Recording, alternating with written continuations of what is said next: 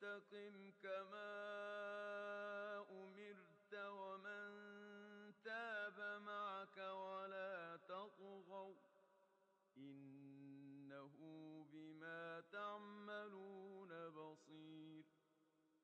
ولا تركنوا إلى الذين ظلموا فتمسكم النار وما لكم من دون الله من أولياء ثم لا تنصرون.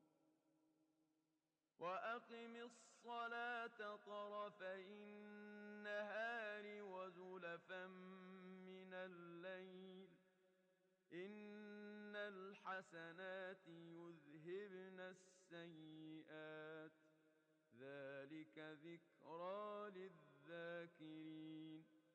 واصبر فإن الله لا يضيع أجر المحسنين. فلولا كان من القرون من قبلكم أولو بقية ينهون عن الفساد في الأرض إلا قليلا ممن أنجينا منهم واتبع الذين ظلموا ما أترفوا فيه وكانوا مجرمين. وما كان ربك ليهلك القرى بظلم وأهلها مصلحون.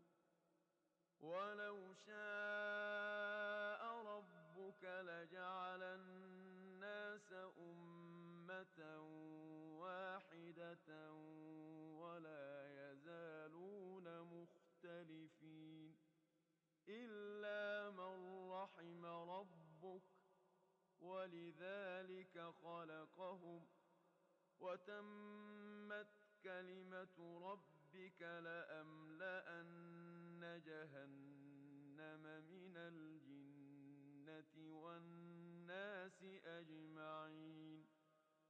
وكلا نقص عليك من أنباء الرسل ما نثبت به فؤادك وجاءك في هذه الحق وموعظة وذكرى للمؤمنين.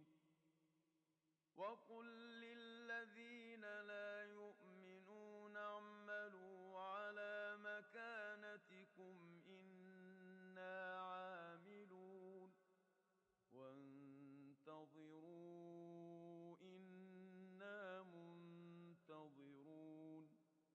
ولله غيب السماوات والأرض وإليه يرجع الأمر كله فاعبده وتوكل عليه وما ربك بغافل عما تعملون.